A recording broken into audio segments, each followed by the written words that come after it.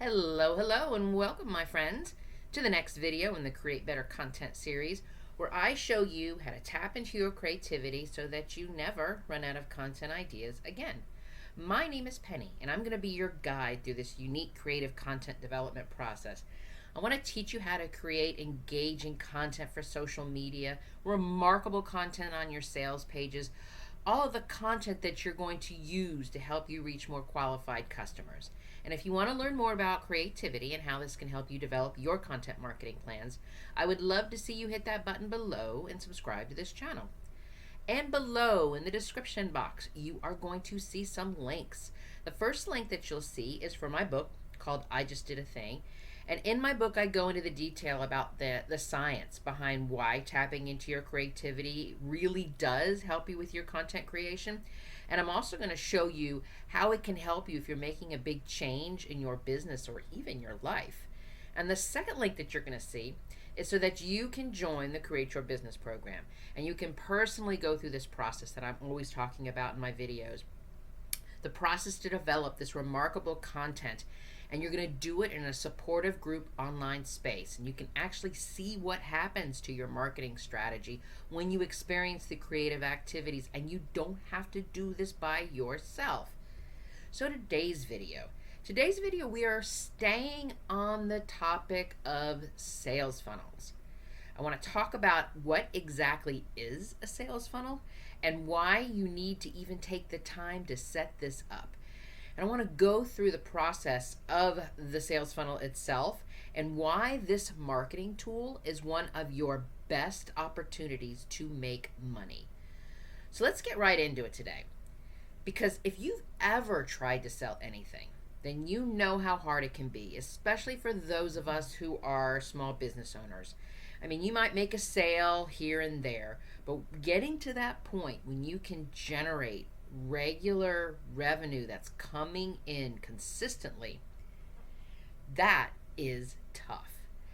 Because if we look at successful businesses, and I'm not just talking about the big corporations, I am talking about other small businesses out there, other solopreneurs out there, other entrepreneurs that are doing the same type of work that you do. And when you look at them and you see those that are successful, you know that they're making sales consistently. And their marketing strategy is actually focused around this concept of a sales funnel. Because when you think about it, for us to grow our businesses as small business owners, you pretty much have like two different options. Your first option is what I call the hope strategy. And this means you hope that you'll get some referrals. You hope that that social media post work and it can start sharing your message and get some word of mouth marketing online. You hope that when you show up at the networking event that you're going to meet somebody.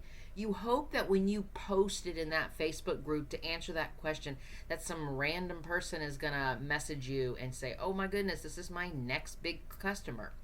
Because basically, this idea of just kind of sitting around and hoping that business is just going to come your way just because you posted up a few social media posts or you wrote a blog post is not the way to grow your business, and definitely not the way to grow your income. So your second option that you should be looking at is about building a system that actually attracts qualified leads and turns them into paying customers. And the best way to understand this is I like to think about your sales funnel as it kind of lines up and coexists with the customer buyer's journey. Now, I've done a ton of videos on customer buyer's journey, and as a matter of fact, I actually set up a playlist. There's a playlist in my my account here. If you take a look at that and click on playlist, you will see a customer buyer's journey, so that you can take you through all of the steps and understand why it works and why you need it. But we're not going to talk about that today. What I want to talk about, I want to focus on, is your sales funnel. Because the businesses that approach how to, they identify their customer, the businesses that are successful, they figure out where and how to reach people. These businesses have a plan for finding leads and turning them into paying customers.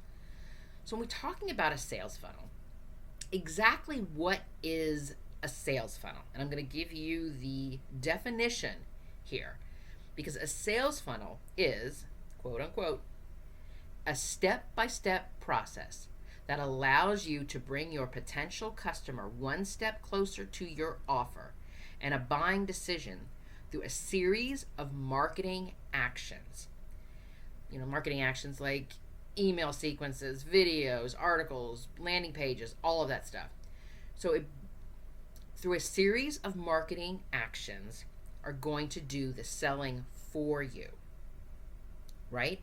So that's the definition of a sales funnel. So let's dig in deeper to this, because here's the thing I want you to understand. For those of you who are probably like, sales funnels, that just sounds so incredibly hard to do.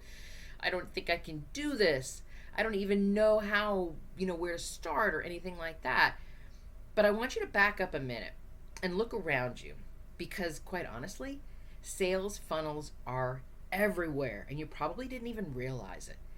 Think about when you are online and you are running a search for something, and then all of a sudden these ads start popping up, and then this company's info, like a page that you clicked on, a landing page, you go into Facebook, you go into Instagram, you go into TikTok or wherever, and that company's info seems to follow you there. And that's the algorithm and all of that technical stuff I don't want to get into right now. But that marketing action right there is the awareness part of a sales funnel. That's like the top of the sales funnel. So think about, let's say, what happens when you go to somebody's website and you download something on their email opt-in. Watch what happens to that email sequence that comes into your inbox. That's another part of a marketing action that's part of the funnel. It could be like the middle of the funnel, the consideration stage, because sales funnels are one of the best pieces for your marketing strategy, because one of the things that they're going to help you do is they're going to help you turn these potential people that are out there into paying customers. And on top of that, they're also here to help you get repeat business by selling more products and upselling services to your existing customers. So let's go through this. I want to talk about this. So if those of you who are kind of like freaking out about sales funnels, let me go through each one of the pieces and parts of it so you can understand how this works. So the top of the funnel corresponds, in my opinion, to the awareness stage of for your sales funnel, because the people at the top of the funnel are not quite ready to buy. They are in that place where they're looking for information for helping them solve a problem. They are looking for a solution for it. So there's a chance that they're Googling, they're running a hashtag search on something. They're specifically looking for something. So for you to benefit with the top of the funnel awareness stage, you want to have your content that focuses on this problem and this challenge that these people are looking for. You want to share information that's going to help them move towards a solution. And you're also going to use this stage kind of like brand awareness, so to speak, especially if they're not familiar with your company and you want to let them know that, this is what my business is and who we help and this is what we do. Because your goal at the top of the funnel stage is simply to get new people to be aware of your business, to click over to your website, to get them interested to download a free resource, to get on your email list. This is what we're talking about here. It's that awareness of who you are and what you do and how you can help them. And that is the top of the funnel. At the top of the funnel, we do not do any kind of hard sell. It is all about awareness. And so the goal here, obviously, to get them to your website and to get them to download and to get on your email. And when that person opts into your email list, this is when they move into the middle of the funnel. The middle of the funnel is like the consideration stage of the buyer's journey. This is that stage, and this is that place where we kind of nurture them, is a good word for it. Nurture our potential customers so when they're ready to buy, we've moved them down to the end of the funnel, it's going to be an easier sell. So the idea with the middle of the funnel, it's got two goals, is really what we were looking at. So the first goal in the middle of the funnel is to develop some type of connection, a relationship with the customer. It's about showing that, creating trust and positioning your business as an authority, as a person that can solve their problem, as that they're considering as an option for one of their solutions. You want them to get to that point of feeling of trust where they actually feel comfortable buying from you. So it's about sharing the benefits of your products and services, not just the feature. And what I mean by the benefits, and I'll give you the real quick definition, is a feature are things that are very specific to your product or service, but the benefit is what's in it for your customer. How does it help them? Does it save them money? Does it save them time? Does it help them solve this solution? That is the benefit. So we talk about that in the middle part of our funnel. And the second part of the middle of our funnel is actually, it's connected to that whole piece that I was talking about with creating trust. And it's something about looking at their buying beliefs. And a buying belief system is basically set up on the beliefs and the thoughts and the biases that a person has regarding your product or services. So let's say, for example, a person wants to eat healthier and they want to try out a frozen vegan meal from their local grocery store. But they had this really bad experience because the frozen process affected the taste. And so now they think all vegan food just sucks. I don't want to do it anymore. I tasted it. It was horrible. Don't try to get me to go there. So that becomes my belief system. I have this belief system. I have a bias against vegan food. But of course, I just ate a frozen meal, and maybe it was the company, maybe it was the brand, maybe it was the seasoning in front. I don't know. But I've got this development, I've got this bias on vegan food. So during this middle of the funnel, why we're developing this kind of trust, if we go back to my example here, the middle of the funnel gives me a time. So maybe I've downloaded some information about vegan meals that I could make in under 20 minutes. And as opposed to, so now I'm kind of pushing against my belief system because I'm thinking in my head, it was frozen and this is fresh, so maybe there will be a difference. So now as the middle of the funnel, you're convincing me that vegan meals really are tasty, and you're helping me shift a new belief into my mindset. You might explain to me that the frozen meals can be dicey, but if I eat a fresh meal, it'll taste better and it's going to be healthier than this frozen option.